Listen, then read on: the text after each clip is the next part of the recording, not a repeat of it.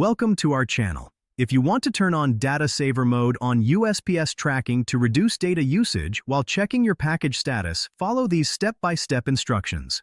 Step 1. Open your web browser on your smartphone or computer.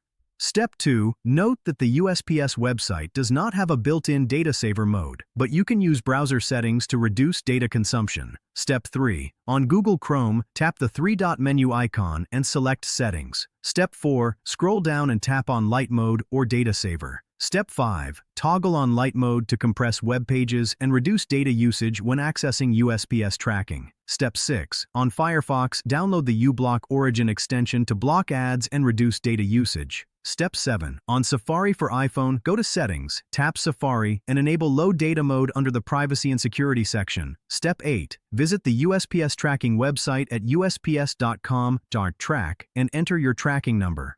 Step 9. The page will load in a simplified format with reduced images and scripts to save data. Step 10. Alternatively, use the USPS mobile app and enable Data Saver mode in your phone's system settings to limit background data usage. Don't forget to like this video and subscribe to our channel.